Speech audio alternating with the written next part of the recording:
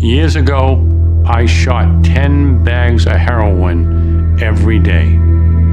Heroin is a beast, and that beast has infiltrated every town and city in America.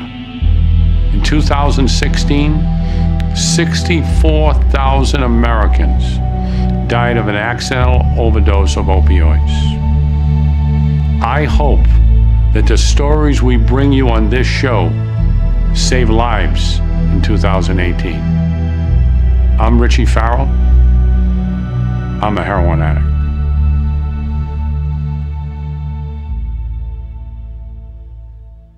Okay, well, thank you very much for joining us tonight. We have a fantastic show. Before we begin, I'll have to introduce our co-host here and explain that Jasmine, we had to let her go because she was caught stealing lollipops off little kids. No, I'm only kidding. Jazz is, she wasn't only stealing them, she found a way to take the candy out of the middle and put them back in. So these poor little kids would go, they'd have to suck through the whole thing waiting for the candy, and they weren't there. But they finally caught her. No, I'm kidding. Jazz will be back next show. She had dental surgery, and her mouth is full of cotton, and she couldn't talk tonight. So what we did, well, first let me, myself, I call myself a junkie. A lot of people don't like that, but I like to say that I'm an old white guy junkie with like 31 years of recovery. Nowadays, it's not a good word to say for some reason, but I say it about myself, not about anybody else. I am all about saving lives. This is an extremely crazy epidemic that's taken 170, 180 people a day.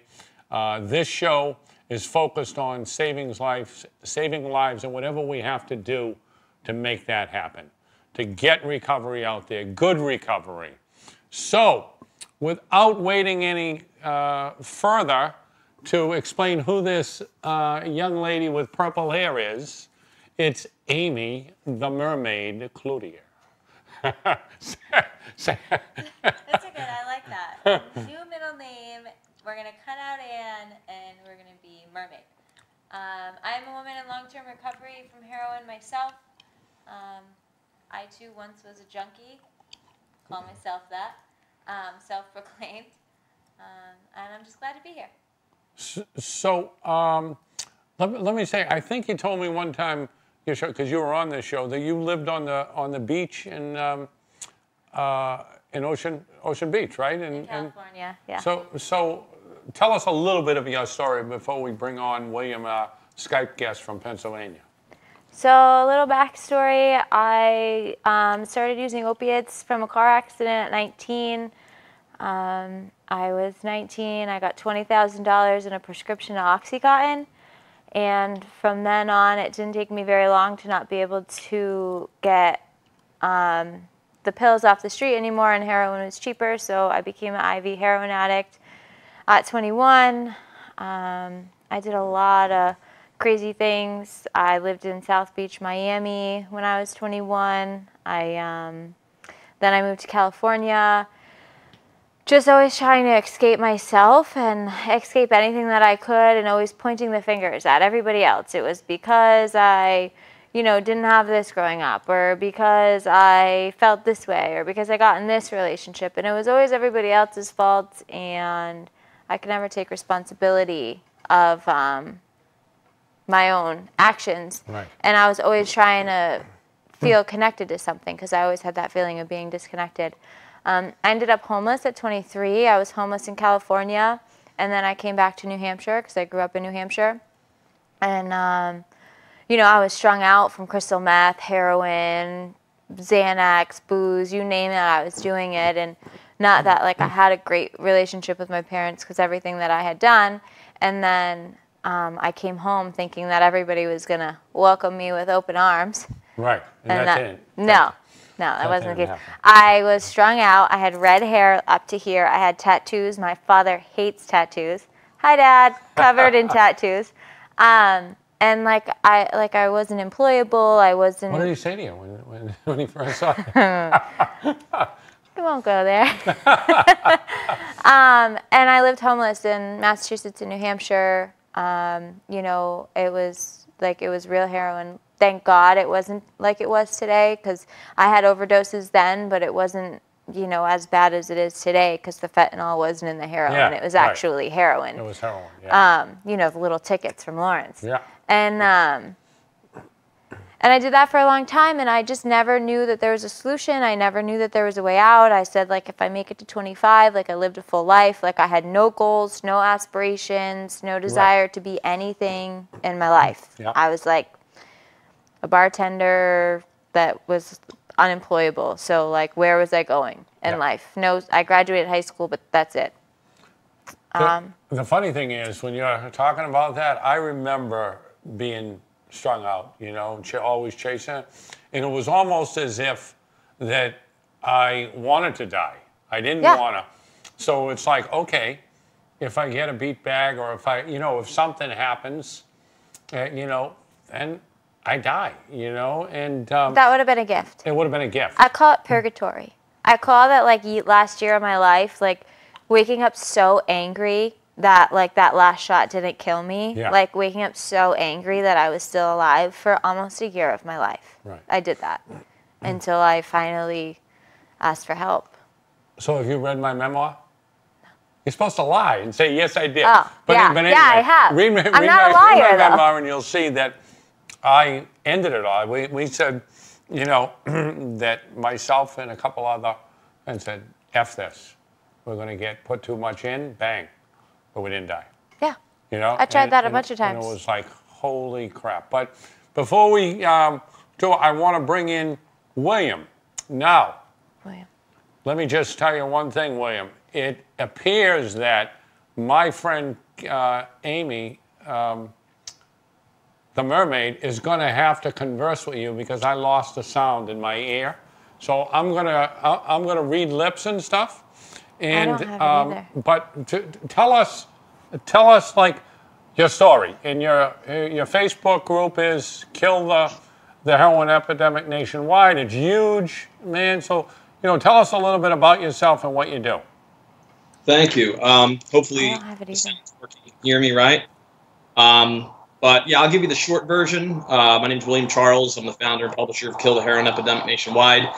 I am an addict in long-term recovery. I've been in recovery for about 2.5 years now. So I'm sort of a little bit of a newbie compared to some people who've been in recovery for 10, 15 years. It's very impressive when I hear those stories. It's a challenge every day. I remember what it was like to wake up every morning and go out and I was a heroin addict. I started with oxycodone, and go down to the worst parts of Philadelphia and grab drugs and use them pretty much all day long. Surprisingly, I stayed employed during all of that. I don't even know how I did, but probably because I worked online and could hide it very well. But I used every day, and are we okay?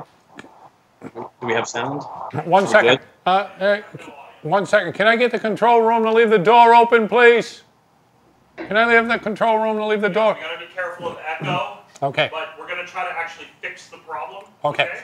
So what you said was fantastic. I was reading lips most of the time, but both.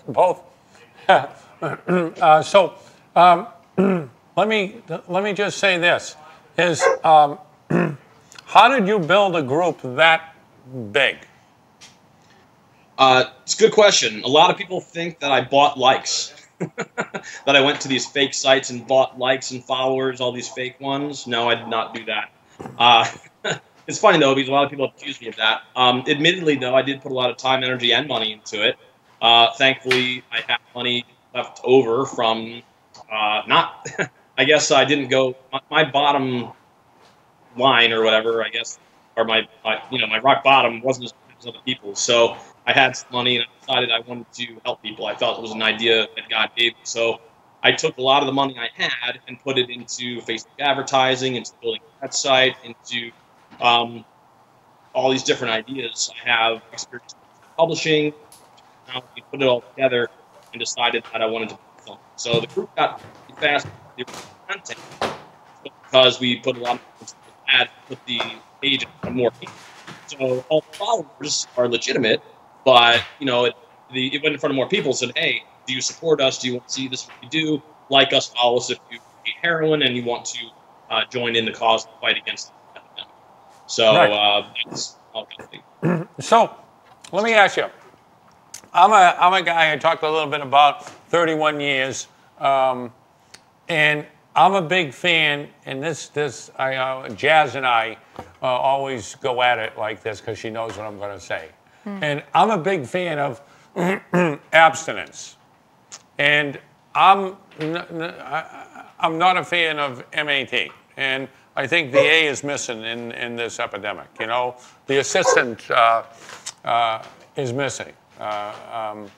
So I believe that Suboxone and methadone are needed to keep people alive. I get the harm reduction thing, right? I get it, all right?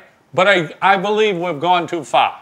I believe people being on Suboxone for 5, 10 years, methadone 5, 10 years. I have friends, I'm 31 years clean this past April, and I have friends that are still going to the clinic in the morning. And so how do you feel about that? You know, what's your feelings on that? And let's start there. It's a good question. I have very strong opinions about MAT. Anybody who has followed me on Facebook or have seen my videos, I've done many videos about methadone, Suboxone, medicine-assisted treatment in general. A lot of people that I'm so pro-MAT that I forget that abstinence-based treatment is ultimately better. I do ultimately feel that the purpose and the point for everybody should be to come off of medicine-assisted treatment, but I also believe that different things work for different people. What works for one doesn't always work for another. I think that statistics obviously show that medicine-assisted treatment does save lives, like you said, and that's crucial. That's a crucial point. So it'll obviously reduce the overdose and death rate in time. But I do think that some people are too afraid to come off of AT that they will stay on their entire life. Now, admittedly, I still think that's a lot better than continuing to use, and I would rather see people on MAT their whole life than come off and fail and go back to using heroin and die. So I am actually very supportive of medicine-assisted treatment. I believe that somebody on MAT doing the program as they should, not using other drugs, not trying to increase the amount of medicine to the point where they're feeling a high, if they're not chasing a high, following the program, doing other drugs, I believe that they're still in recovery. I know some people disagree with me on that. However, I think that there are different levels of recovery. I think that if you're still in MAT, that you should still have that goal in your head to get off of it eventually. And I think part of the problem is the clinics. I think clinics see patients as customers, and they don't want to lose money. Not all of them. There's good and bad ones. And most clinics don't encourage their patients to begin tapering off. Instead, they want them to stay on because they're afraid to lose that couple $100 they're getting from Medicaid or whatever private treatments as well. I don't know if, I am actually a product of methadone, if you will. I was on methadone for about 1.5 years. Most of that was tapering off.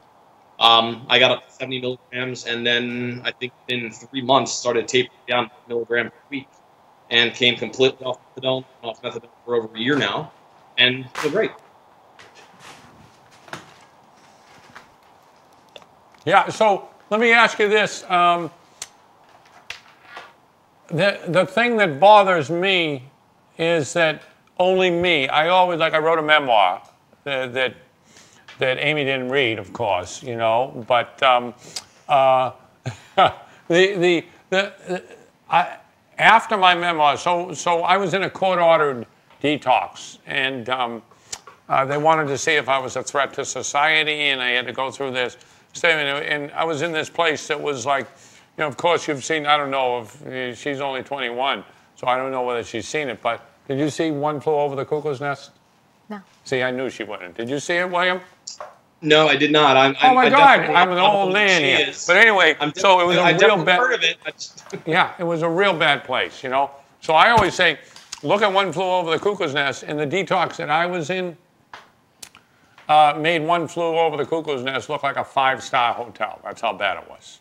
So when I look at that, I just gauge myself always. I never judge anybody else. I never judge anybody's recovery, anything like that. I always come back to me, right?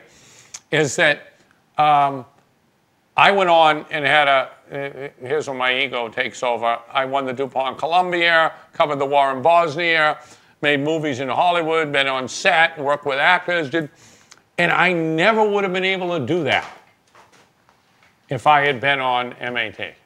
I never would have been able to do it. So that's the, that's the whole thing that really touches me. So when people say to me, William, that, oh no, you can have a good recovery and all that stuff, I just, where? Like how is that possible if 10 years later you're still handcuffed to this addiction? Do you mind if I chime in? Yeah, that's right. That's where I wanted it. Yeah. Yep. Good. Well, yeah, a lot of people. I think there's an extreme left, and I think there's an extreme right, and I think there's a middle ground. I think that people hopefully will eventually reach. I think there are people that are so pro MAT that they forget that abstinence-based treatment is ultimately the goal and better.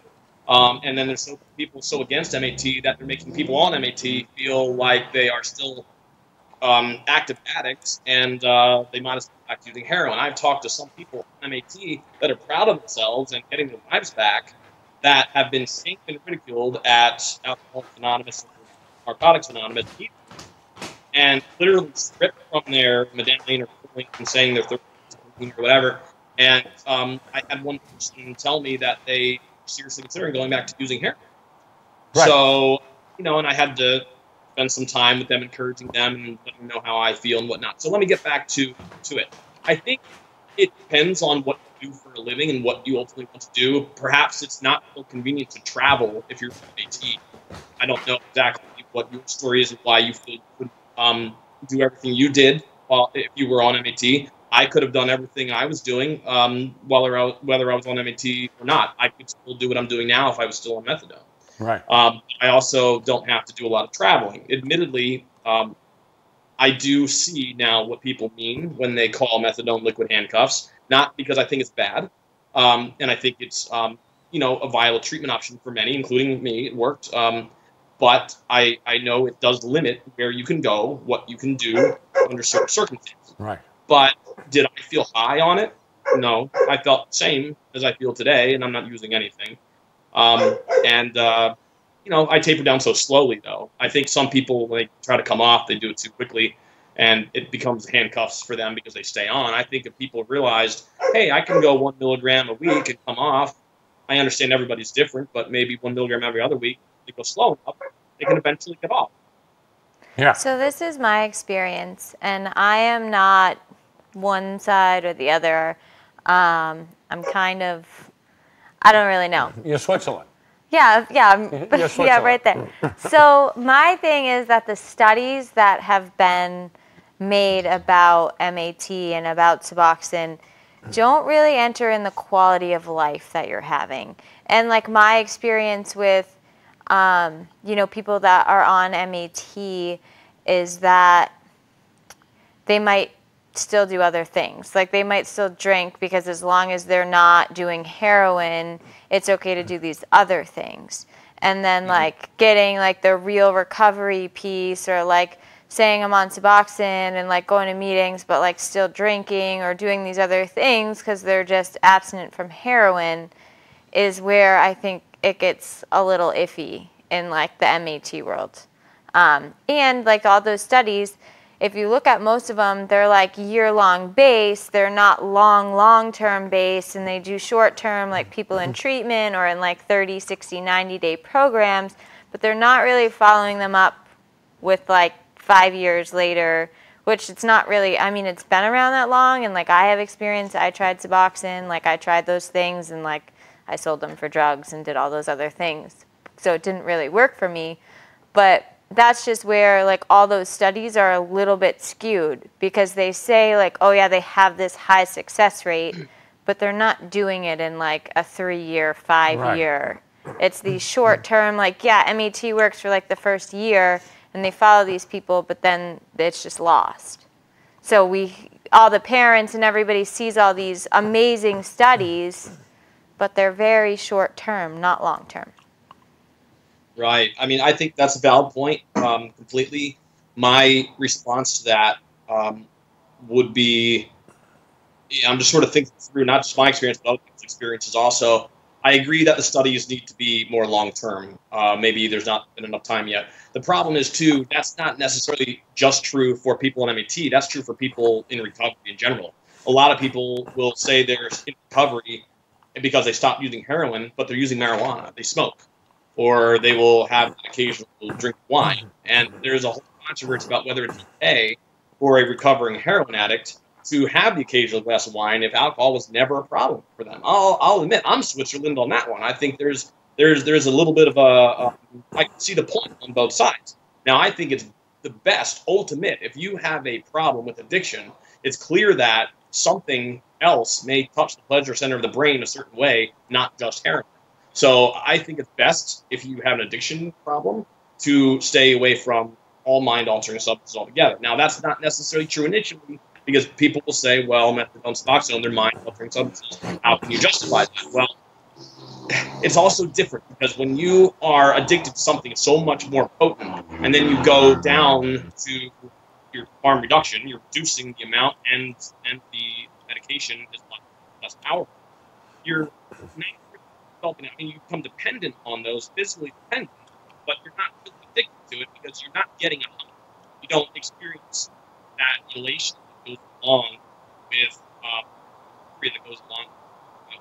So as far as quality of life, my argument would be, if you are actually following the program and not making excuses by saying, oh, well, I'm off heroin now, but I'm going to go ahead and use other drugs, I don't think quality of life is really any different. I can't speak for other people, but for me, and I 70 milligrams of methadone, so I can't speak for those people on hundreds of milligrams. Right. I honestly think that people on hundreds of milligrams are probably way too high and trying to purposely get high. Because 70 was enough for me, and I used to use bundles of heroin a day. See, I think what you said is great, right? My only thing is, if I stayed away from all mind-altering substances, then Amy wouldn't be on the show. I'm only kidding. But we just had a question that was there for a minute, and I don't know where it went to. The question for the audience is, have you done any research on CBD, hemp oil, and opiate withdrawal? William? We'll put that to you. I haven't done any extensive research on it. I've spoken to a few people who are true believers in various cannabis oils, opiate withdrawal. But again, opiate withdrawal and opiate addiction, both of them. But again, getting back to the whole idea is replacing one. I don't want to say replacing one drug with another, because it's not the same power strength, but it's still a harm reduction strategy. CBD's not. CBD has no hallucinogenic effects, so it doesn't have any THC in it. CBD is a derivative of the marijuana plant. I know nothing. But it has, so I know a lot. I think that there's high medical uses for marijuana. I don't think it's a good recovery abstinence. CBD has no psychoactive effect. So there's like CBD oils, and so I know a lot of people in recovery that use CBD for like inflammation and pain, and it's not a relapse. It has no THC. It's not anything. It's something that you can buy. So CBD, that's the oil itself, or what is it? Well, I mean, you could take anything out of oil, but it's the cannabinoid. It's a part of the plant that has no hallucinogenic effects to the body. So if you take it, it just has like it could help with like muscle pain or inflammation or things like that. So it's just the medical part. It has no hallucinogenic effect So it at doesn't all. give you the buzz of No. smoking a joint. No, right? and if you smoked it, you could take a UA, a urine, like a drug test, and you wouldn't fail for THC. Oh wow. It has no THC in it at all. Yeah. Okay. I was aware that it did not have THC, but I have heard, and maybe I'm wrong, so you can correct me. But I thought I heard that you can actually, with enough of it, still experience not maybe a hallucinogenic effect, but still a minor type of buzz, some type of feeling. If that's incorrect, that may be the case. But that's why I had the feeling I have. I mean, if indeed there is no mind-altering effect at all, then I think that, and it actually has a success rate, a well-studied success rate, then I would be all for it. So it would help with opiate withdrawal because it's like an anti-inflammatory kind of like a natural muscle relaxer, I would say. Right. I mean, I like don't, you know, but I know a lot of people in recovery that do it, a lot of people, and it's amazing for them, and it helps them with all kinds of stuff. So this same question comes in from Josh. Been taking 3,000 milligrams twice a day, miracle drug, no THC for a week and working amazing, which is fantastic. It comes from our audience. We're running out of time. It's crazy, but I'd like you to talk for a minute about your organization and for the next 30 seconds, tell us how our audience can help, where they can go to find you and that type of stuff. Thank you. We don't have much time, so I'll try to make it quick. Kill the Heroin Epidemic Nationwide is obviously a mouthful. Our website, the easiest way to remember it is probably heroinawareness.org. I have a lot of domain names to make it easy, so heroinawareness.org. Go to visit our website. There's a discussion forum where you can join for free, get support, get information. There's a blog. There's information on the website. We have a Facebook page, so look Kill the Heroin Epidemic Nationwide up on Facebook. We have right now about 177,000 followers and growing. We do live videos. We look for people who want to participate and do videos, looking for people who want to write blogs.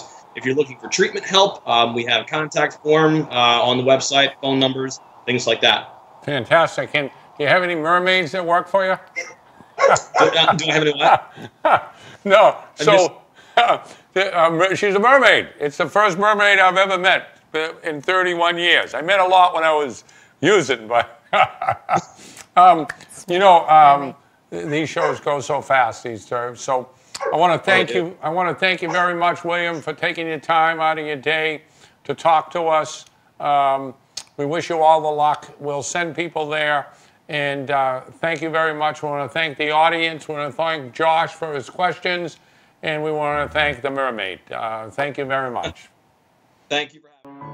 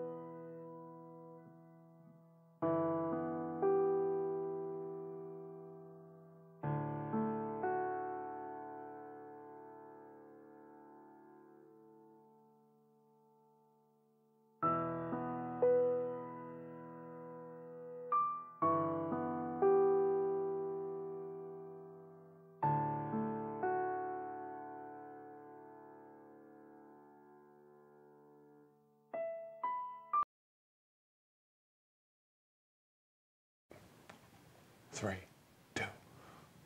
Hi, welcome back. This is Amy, also known as the Mermaid. For those of you just joining us, we have a special guest in the house. I've actually known Alan for about 2.5 years, and we've talked a lot about my past and my addiction, but what my recovery has given me is the gift to work in treatment. And when I was about 3 years sober, I met a couple guys in the program, and we had an idea, and we started sober housing in Massachusetts and Nashua called Rise Above. And those houses now have grown from 22 beds to 180 beds here in Nashua and Manchester. We also have Process Recovery Center, which is an IOP. And our most recent venture has been the Resource Community Center in Nashua called Revive. And Alan came to us at Rise Above about 2.5 years ago, and he was a house manager. He's done amazing things to help develop Rise Above as a whole. And then he got his CRSW in those 2.5 years. He's just done really amazing things in the community as a whole. And he worked for the nonprofit, the community center at Revive. He's been a really amazing advocate for people in recovery, and he's been a voice in the Nashua area for, ever since he kind of walked into the community. I'm really happy to know Alan. I'm really happy for him to share his story with you guys. So here he is. All right. Thanks for having me on, guys. All right. I truthfully, I don't know where to begin. It's just like speaking at an anonymous meeting. I never know where to begin. And Are those meetings in churches and stuff? Maybe. Because Jasmine won't let us say that word. No? Just so you know. It's okay. It's okay? It's okay. All They right. don't have a say on meetings and the word meetings and fellowship and... Jazz, do you hear that? Wherever you are. Jazz, I'm saying it. She was actually the one that told me that. Oh my God. So Okay. we're okay. Okay, great. So I'm sorry. I didn't That's mean all right. to interrupt. So just like any time that I'm asked to speak at one of those meetings, there's never any kind of rehearsal or never any like, No. oh, well, hey, I'm going to say this, that, and the other thing, and then it just never comes out right. So I guess really what I'll talk about today is just a little bit about where I was at, just to kind of qualify, and then where I'm at today. I'm going to be 30 years old next week, and for the better part of my 20s, I've been in and out of treatment and struggling with addiction, with everything from alcohol to pills to marijuana to cocaine, crack, and then the drug that really brought me to my knees was heroin. In a very short period of time, it seemed like everything else that I had done, there was always this long period before it was like, wow, here's rock bottom. Here you are. Right. So where did you grow up?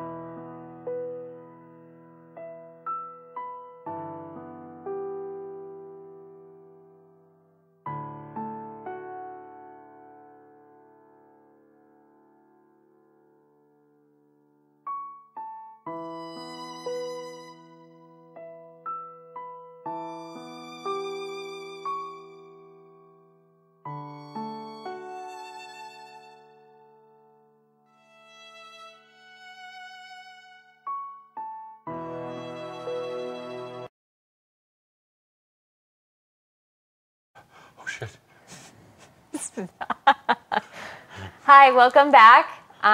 If you missed, I'm Amy. I'm filling in for Jazz. And we have talked a lot about, my past and my addiction. Even on the last show, we didn't really get to, what my recovery has brought in me. And, I'm blessed with the fact that I've been able to work in the industry and I've been able to work in treatment. And when I was 3 years clean, I met a couple guys in the program and we had a dream and we created sober living in Nashua here in Massachusetts, and it's called Rise Above. And from that, it's flourished to, we have IOP and PHP, that's the Process Recovery Center. Another thing that we've been able to do is we got a grant from the state and we opened Revive Recovery Center, which is the community center here in Nashua. And in doing that and in having that be a part of my journey, I've met Alan, who is our guest today, and not our special guest, just our guest. And I met him 2.5 years ago. He was a member of Rise Above. He came in and he did exactly what he needed to do, and he became a house manager with us at Rise Above. And in that time, he's gotten his CRSW, and he's worked really hard, and he's been an amazing advocate in the city of Nashua, and not just in Nashua, but the state of New Hampshire. And he worked for Revive for a while doing peer-to-peer recovery support. So that's enough out of me, and we're going to hear some from Alan. Fantastic. Yeah. Nice to meet you, brother. Thank you for having me on today. It's certainly a pleasure to be able to advocate and share my story and speak my truth in front of any. So what's I don't mean to interrupt. What's a CR? Explain that, because we put that out to the audience. Sure. So CRSW is CRSW? CRSW. It's a Certified Recovery Support Worker. It's a license that's credentialed through the state.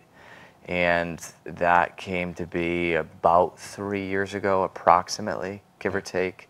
And the idea behind that is an individual who has gone through a series of trainings, they've met certain qualifications with hours and education, and then you have to take a test. I mean, there's a lot of requirements in order to get that. And once you have that, certain organizations, whether you're a nonprofit or if you're even a private treatment center, you now have the ability to be reimbursed for people in the in the past you weren't able to be reimbursed for certain things. So now when you have peer support on your staff, if they have that credential, they have the ability to kind of get reimbursed for some of those hours. Okay. It's under the LADAC board. The LADAC board, it's a licenser underneath that board. So when you first said it, I was a little confused, because when you get older, you get CRS. You know what that means? I can't remember shit. Can't remember shit. So I'm already there. I think that comes with like a lot of drug use too. I'm just saying. So I don't mean to interrupt with humor. Sure. But go ahead. So where are you from? So I'm from Nashua, pretty much born and raised. What exit? Exit 5E. No, my wife is from Nashua, and when I first met her, Tree Streets. it's like everybody says, what exit? What exit? It's like I grew up a block from City Hall, right in the downtown area. And Tree Streets. Yeah, Tree Street. I grew up in the Tree Streets, and I still live there today. So been a member, or a resident of Nashua for the last 30 years or so. I'll be 30 next week. And, I'm a heroin addict. And I'd like to put before that the fact that I'm a human. Right. And I think that there's so many of us that are in recovery that don't realize that. Well, there's two humans here at the table. There's three. I'm just kidding. Yeah. I caught you. This is good because I'm usually really serious, and I'm sort of You can't be serious with the white junkie and the mermaid. How are you going to be serious? I'm sorry. I don't. We should. So I think it's really important for individuals, and I think a lot of this comes from just the last 2.5 years being a recovery support worker, and then being able to look at the many people I've worked with, close to 500 people. Wow. That's just in the sober houses. And I know that because I keep every one of their phone numbers. Right. And I have. You keep them all. So I have every one of their contacts on my phone from the time that I became a house manager in May of 2016. Now it's May of 2018. I've been a house manager for about 2 years. And I've worked above? Yeah. So I've worked with close to 500. I think it's actually a little over 500. And then that's not counting the people that I've worked with in the community through Revive and my prior role with Granite Pathways. So, what fascinates me all the time, because well, I'll get to it by asking the question. When you were a young kid growing up, before growing up here in Nashville, how was it for you? Did you feel disconnected? Were you how did you feel growing up? What led you to drugs? Was it a disconnection to others? Like, did you feel different? Well, I think that just generally speaking, for most of us, there's always some sort of a disconnect. But I think in my story, it's more about never learning to cope and never learning to deal with life. So instead, I put on the facade that my father, my stepfather, had carried around for years. It's like, I'm going to work, I'm going to take care of my family. I'm not going to show emotion. I'm going to pay the bills. I'm going to take care of X, Y, and Z. And then maybe I party on the weekends. Yeah. And then I got to a point in my 20s where my mother passed away when I was 14. And she passed away from substance use disorder and alcoholism and hepatitis C and complications of that. Yeah. So after my mother passed away, it was like, all right, well, I'm going to prove everybody wrong because they all think that I'm going to turn out a certain way. And I'm like, it's not going to happen. So I did well in school. Captain of track team and football, and I put myself through college, and I get to a point where I've got this career ahead of me, things are going well, I have everything that I could possibly want as a teenager, I'm going into my 20s, life is great, and then all of a sudden I found myself right after college, and I'd gotten laid off. I got laid off from my job for the winter, and I couldn't collect unemployment because I was working under the table. And then at this point in my life, for the first time in close to 10 years, I wasn't busy. And I had this idle time that I had never experienced. Right. I didn't have a girlfriend, I didn't have sports, I didn't have college, I didn't have a job, I didn't have any of these things going on. And then it was like, all right, well, I'm going to go back to doing what I did in high school, and that was selling weed. Yeah. And one thing led to another, just being business-minded. I'm like, oh, well, I can make more money doing this, and it's more profitable. I don't have to carry as much around. And before you know it, I'm knee-deep in shit, selling cocaine and Oxycontin. And then I find myself I'll never forget the very first time I did it. It was Christmas Eve, hanging around with a couple of my good childhood friends. And, I'm selling them the drugs that they're doing to have a good time. And then it was like, well, wait a second. I'm miserable. I'm literally fucking miserable. Right. So let me try it. Right. And it was off to the races, and So you tried. I was 21. You I tried an tried the Oxycontin Oxy, 80, and I couldn't get enough the very first time. I puked, and then I wanted more, and I did another one, and I was the last one up.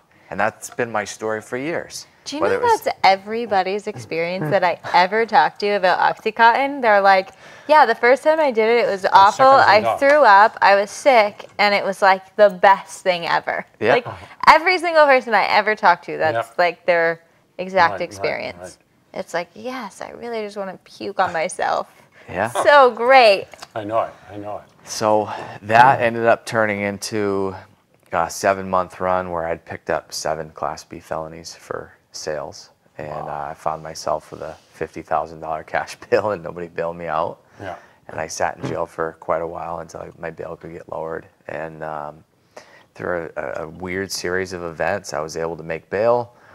I was given these circumstances. I'm not gonna have to do any more jail time. It's my first offense. I've got this great track record, school, college, career, all this stuff. And the judge was like, you know what? If you can complete X, Y, and Z, you don't have to do any more time, and we're going to wipe some of this off your record. Wow.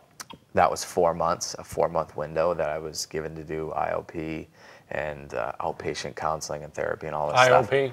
Yeah. What is that? Intensive outpatient. Okay. Intensive outpatient therapy. It was a 16-week program through Farnham Center. I didn't even make it 3 weeks. No. I couldn't stop. Even after I had the 4-month period in jail. I got out, and then it was just like, that instinctual nature of like, oh my God, this is what makes me feel better. forget all the other stuff that I've been doing my whole life. Like, And the this is other what thing makes me feel is better. that in jail, there's no solution. So No, all there's you're nothing. doing is sitting in jail, obsessing and obsessing. Like, this is what I'm going to do when I get out. And it's never like good thoughts. It's not like, oh, I'm going to get a job. I'm going to do this. It's like, no, I just want to use. Right. So you obsess for 4, 6 Yeah. months. And Yeah, and I'm sure a lot of people can relate to, and this is, you know, one of the anonymous programs that grabbed me. This is, you know, frothy emotional appeal seldom suffices. There's other anonymous There's programs. many anonymous Just kidding. programs. I'm just kidding. many. And I didn't know what any of that meant until later in recovery. But I ended up having to go back and do a year in jail. I got a year in jail. I had to plead out. I got 5 years of probation, and then that sent me for a tailspin. I get out of jail. I do really good. I'm in treatment. I'm in a sober house. Life is great. And then all of a sudden, I'm like, you know what? I don't need this. I'm good. I can smoke pot and I can drink. I got money in the bank. I got a car. I built a motorcycle. You know, all these You're things starting that to I'd have the done in my things, life. yeah. And quickly, within not even 3 months, and this is when I found the needle. I went strictly from, you know, just drinking on the weekends, and that lasted for about a month. And then a friend came to me with pills, and then it spiraled right out of control again. And before I knew it, I was getting evicted from my apartment on a probation violation, and then I was back in jail, and then there I was again at rock bottom with nothing left. Right. And when I got out this time, I'm like, oh, I'm not going to do it anymore. And that story repeated itself probably 2 or 3 more times before. And I'll share this because I don't share it too often, but my very last day using, when I had finally said that I'd had enough and I was getting evicted again, and my girlfriend had left me, and, you know, everybody, I had warrants out because I was stealing my neighbor's stuff out of their car, and I had gotten bagged for it. My very last day of using consisted of trying to con my dealer out of whatever I could, and he picked up on it. And then I told him, hey, look, I'm going into treatment tomorrow. I have a house full of stuff. If there's anything that you could possibly want, let me know, so that way I can get another bag. And it was about 4 o'clock in the morning, and I sent him pictures of stuff in the house. Wow. And of all things, he wanted the kitchen table and chairs.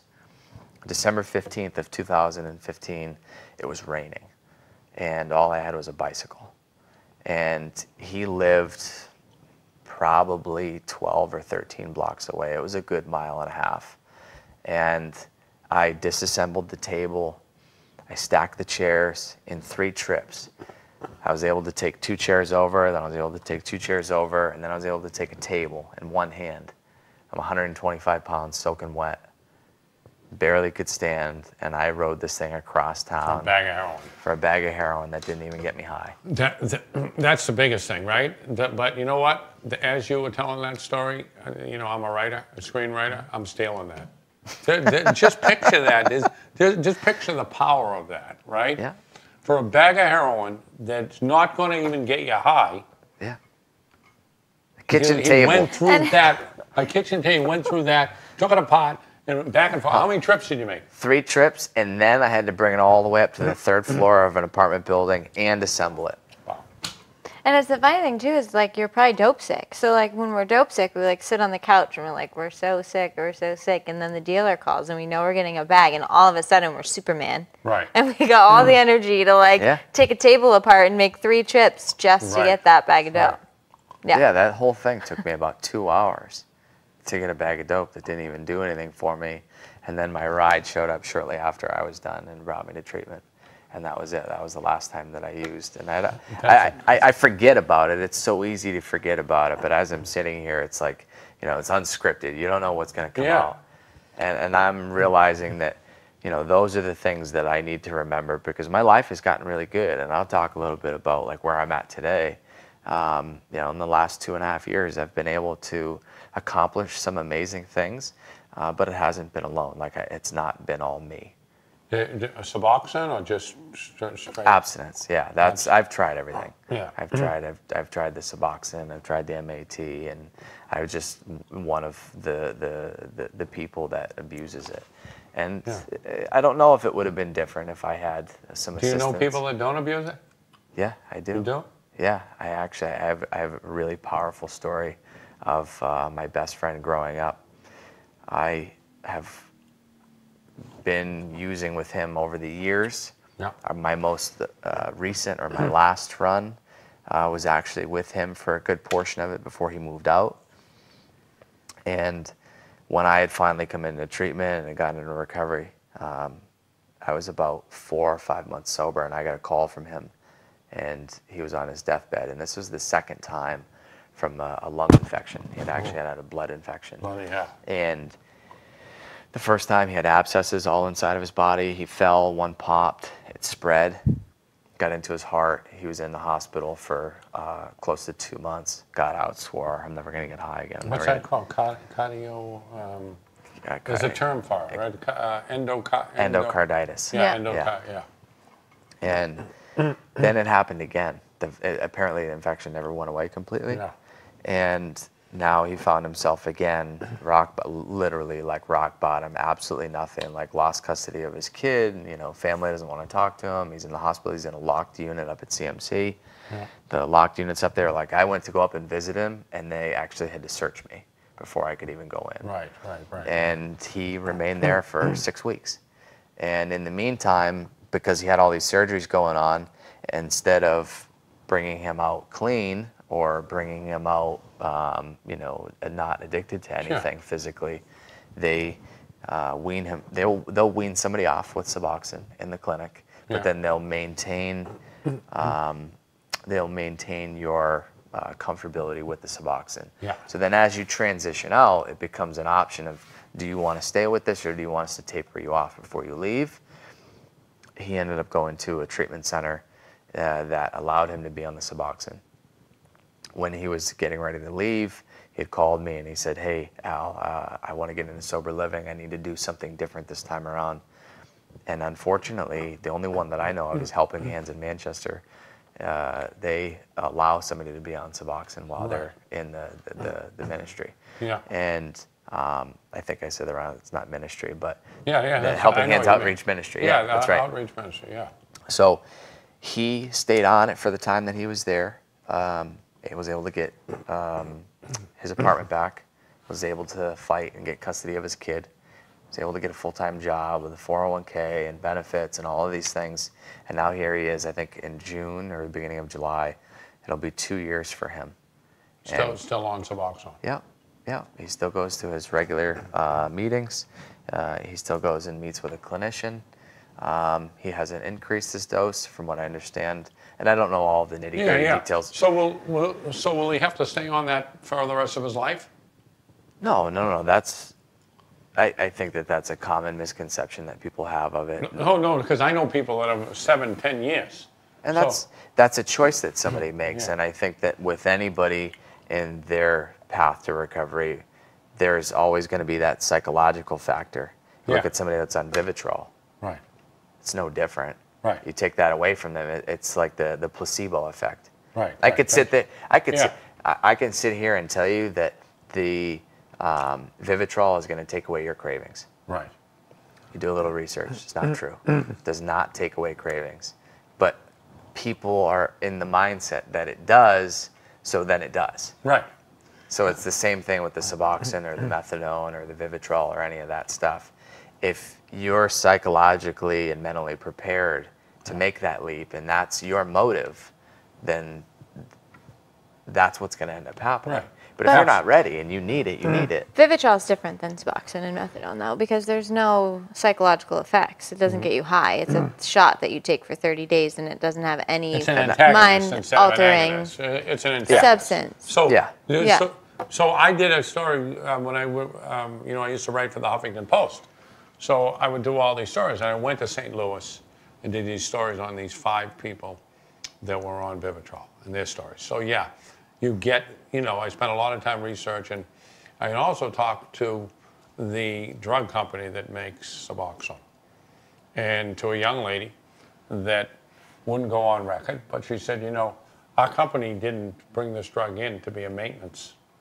Yeah. This drug was made just for a detox. Mm-hmm. And unfortunately now, you know about the Suboxone doctors that meet you at Subway, right? Panera. Panera Bread. Take $200 cash. The problem that I find. Yeah, and then the new laws that have recently come out that allow the nurses to then take on more. Yeah. Yeah. So, Yeah. so I get all of that. So my thing is like, I agree that with harm reduction, we need that stuff to keep people alive. Yeah. I agree that. You know, however, I think we have to be pushing more towards abstinence. I know it's a, and I understand what you're saying, that it's you know, I understand that it's a choice. I do. I get that, but I just think that we should offer abstinence as a choice more. It's out there. But it doesn't make money. That's the problem. Insurance, you're not billing for abstinence-based programs, and how are they? Like it's money. Those, They're blinded by money. churches that are free, that serve bad coffee, they're free. Yeah. They're free. So what? How can that be the answer? I know I'm being a No. It's fine. Well, it's because treatment is so important. You have to go to detox. You have to go. You know what I mean? Like, absolutely. Those layers of somebody recovery. Yeah, are there's critical. absolutely steps to, like, it's not like you can just stop shooting heroin and just be abstinent. Like, there's absolutely medical necessary. So the big misconnect that's happening is that it's being pushed.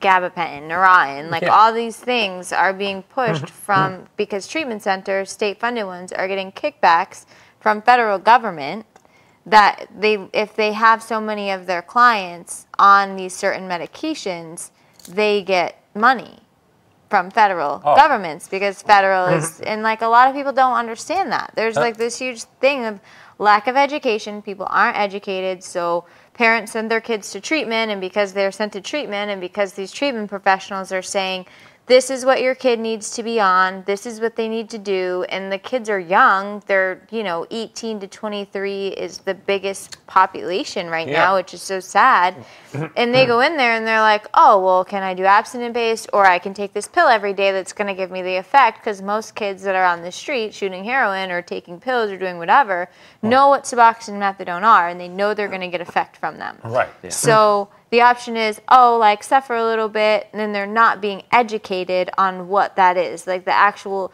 damage it's going to do to your liver and kidneys long term. Like, the Suboxone is so bad for you, and nobody's educated on that, and the parents are like, oh, my kid has a higher success rate from all the things that we talked about with the prior guy of, like, there's these studies, but they're 6-month studies, year-long studies. There's no long-term studies done. So it's just a lack of education.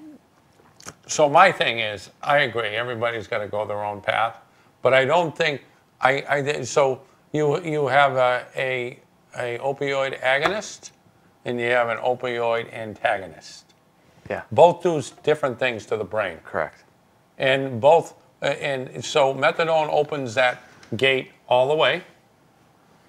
Suboxone has a combination of antagonist and agonist, so it only opens it a little bit. It's like going and peeking your child at night to see, you only open it, you only see a little bit. Yeah. My thing is that we have to start talking all the time about abstinence. It's up to you and me and everything to make a choice on what we want to do. But I think if we start pushing that more, that down the road we're going to have better success.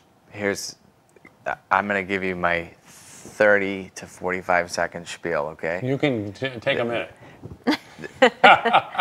The problem, in my honest opinion, is not necessarily all of this outside stuff that we're talking about. I think that's like, without a doubt, that's a huge issue. What you're talking about with big pharma, and pushing it down people's throats, and then there's, no supervision, and there aren't as many layers as there need to be. Right. I think for the sense of what we're talking about, what it really comes down to is lack of unity within the community. And what we fail to realize, and I think maybe not us, but so many people and anybody that's out there watching today, your greatest asset is your voice. Right. The greatest thing that I've ever come to realize in my life is that I have this thing that's powerful. Right. And it's my voice. And it's not my opinion, it's the ability to corral people and bring people together. Right. And I think that in my in the beginning of my journey, I thought that abstinence was the only way. And I thought many of these things that I thought it was like, oh, well, it's just this, or it's just that, or this is the only way. But that was somebody else's reality of what recovery meant. Yeah. And that's what was pushed upon me. But that wasn't my truth. I think the real answer is letting somebody know that they don't have to walk it alone. So if somebody is going to make that choice, to not let them make that choice alone. Right. So that's where the recovery coaching aspect of things comes into play. And instead of walking ahead of somebody like maybe Big Pharma and the things that we're all talking about that we don't really necessarily have control over, but more importantly, it's what are we doing to walk beside somebody to let them know that they're not alone. That's the key. The kind of funny thing about recovery coaches and all that stuff, which is fantastic, right? Yeah. When I was a long time ago, it's like, get the F in there, sit down, shut up. Doesn't work today. I know, it doesn't work, but I mean, I'm saying things have really changed, which I think, you know, which I think we're here and we're there. I think we have to go there. And that's what I think you were talked about in the beginning. You asked him if he felt disconnected. Like, it's that thing, unity. Like, the opposite of addiction is connection. Absolutely. Period. Like, I had no connections with anybody, not my family, not any friends. Like, the drugs isolated me completely from everyone. When I got connected with people, I got better. Yeah. You know what's amazing? And that's the truth. You know what's amazing? Is that we have to say goodbye. It seems like we just started, you know? But I'm going to let Amy wrap this up in the short time that we have because she's the mermaid. She's the mermaid. Wrap it up. Wrap it up. Thank you so much for joining us. Thank you all for our viewers. For our special guest. Our special guest. We didn't get any questions in tonight, so maybe next show we could get some more connections from the live guests. Absolutely. Thank you very much. Thank you, my friend. Yeah. All right, my man. Thanks, Amy.